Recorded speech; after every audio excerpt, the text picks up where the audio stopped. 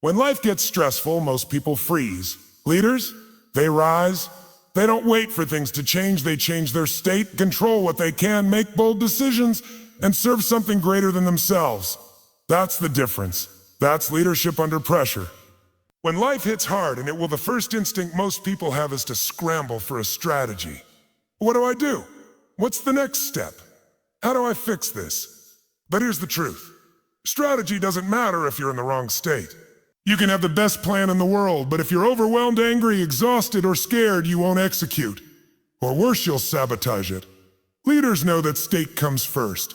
Your emotional state, your mental focus, your physical energy, that's the foundation. If you're in a state of fear, you'll play small. If you're in a state of frustration, you'll make rash decisions. But if you shift into a peak state, clarity, calm, confidence, suddenly you start seeing options you couldn't see before. Think about it. When you're stuck in stress, you're not operating at full capacity. Your brain goes into survival mode. Your body tightens up. Your thinking narrows. You're reactive instead of responsive. But when you intentionally shift your state through breath, movement, focus, or even physiology, everything changes. You become resourceful. You get creative. You stop asking, "Why is this happening to me?" and start asking, "What can I do right now to move forward?" This is why high-level leaders don't just jump into action when things go sideways. They reset themselves first. They prime their mindset, they shift their energy, and then they move. Because they know that the quality of the state you're in determines the quality of the decisions you make. That's not just motivation, that's neuroscience. You don't need a perfect plan when life gets stressful. You need a powerful state. Get that right, and the right strategies follow. Every single time. When life gets stressful, most people try to grab everything, control every outcome, every variable, every person, every possibility. But that's a fast track to burnout and breakdown. Leaders, they play a different game. They don't waste energy trying to dominate the uncontrollable. They get laser focused on what's in their hands, their decisions, their energy, their focus, their attitude, and they let go of the rest. Because here's the truth. Stress skyrockets when your mind is living in what you can't influence. The economy, other people's reactions, the timing of external events, you can worry about all of it. But worry doesn't move the needle. Control is not power. Clarity is power, and clarity comes from knowing what's yours to own and what's not. Think about this. In the middle of a storm, a leader doesn't try to control the wind. They adjust the sails. They lock into what they can do. They ask, "What's the next best move I can make right now?" That's how momentum is built, not by fighting reality, but by responding to it with purpose. Letting go isn't weakness. It's wisdom, it's emotional intelligence. It's the ability to channel your energy where it counts. When you focus on the controllable, your confidence grows. You're not frozen by fear. You're not reacting to every external shift. You're leading. You're choosing. You're responding with intention instead of impulse. And that's what separates leaders from everyone else under pressure. While others spiral into stress by trying to manage what's out of reach, leaders take ownership of what's right in front of them. That mindset shift isn't just freeing, it's empowering. Because you don't need to control everything to win. You just need to control you, and that changes everything. When stress hits, comfort becomes seductive. Your brain wants to retreat. It wants to avoid risk, stay safe, do nothing, or delay. But leadership doesn't live in comfort. It lives in courage. And when the pressure's on, that's when real leaders step up, not because they feel fearless, but because they make bold decisions despite the fear. Comfort seeks certainty. Courage creates clarity.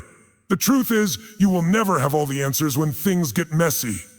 Waiting for the perfect moment, the perfect data, the perfect path, that's just another form of fear wearing a mask.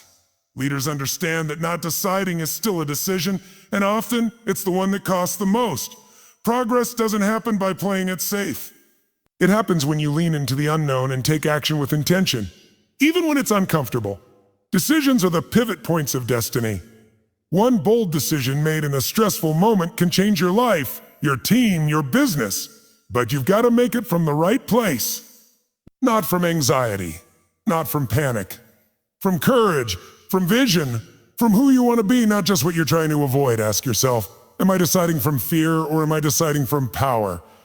Am I shrinking back or am I stepping forward? Am I choosing what's easy or what's right? These questions will define you. Leaders don't always get it perfect, but they get it moving. They take decisive steps that align with their values and vision. And if they need to adjust, they adjust on the way. Because the goal isn't perfection, it's momentum, it's ownership. It's stepping into the fire and refusing to let fear write the story. Decide with courage. That's where leadership lives. When life gets stressful, ego loves to sneak in. It says, "Oh, what about me? What will people think? What if I look weak?" That voice is all about significance, trying to protect your image, your pride, your identity. But real leadership doesn't come from the need to be important. It comes from the commitment to serve. Leaders who rise in chaos do it because they're anchored in something bigger than themselves. They're not driven by attention, they're driven by impact. They don't ask, "How do I protect myself?" They ask, "How do I serve the mission, the people, the moment?" That shift from self to service is what separates real leaders from people just chasing titles. When you lead from significance, stress becomes personal. Every challenge feels like a threat to your identity. But when you lead through service, stress becomes fuel. It becomes a chance to show up, to contribute, to bring strength to others when they're struggling. And in that, you stop feeling powerless because you're no longer focused on you. You're focused on who you're here to help.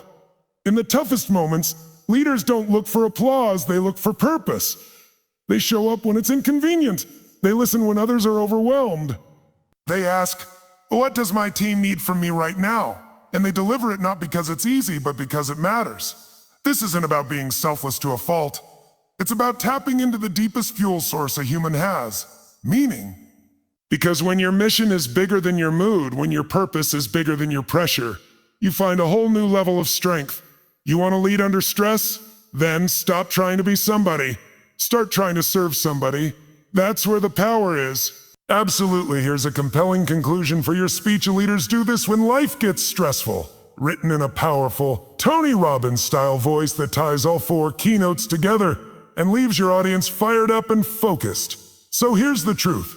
Stress isn't going away. Life will keep throwing curveballs. The question is never, "Oh, will it get hard?" The question is, who will you become when it does? Real leaders aren't defined in comfort. They're revealed in crisis. They're the ones who don't wait for circumstances to change. They change themselves first. They shift their state so they can shift their world. They lock in on what they can control and let go of what they can't. They don't wait until they feel ready. They decide with courage because they know progress waits for no one. And above all, they lead not for ego, not for praise, but through service, because their mission is bigger than their fear. This isn't about theory, it's about action. The next time life gets stressful you don't shrink. You rise, you don't run from the storm. You become the calm in the storm. Because the world doesn't need more people reacting. It needs more leaders responding with purpose, with presence, and with power. And that leader is already inside you. So don't just take notes, make a decision. Decide that when life gets messy, you show up. When things get hard, you lean in. Decide that from this day forward, you don't let stress dictate your story, you lead through it. Because that's what leaders do.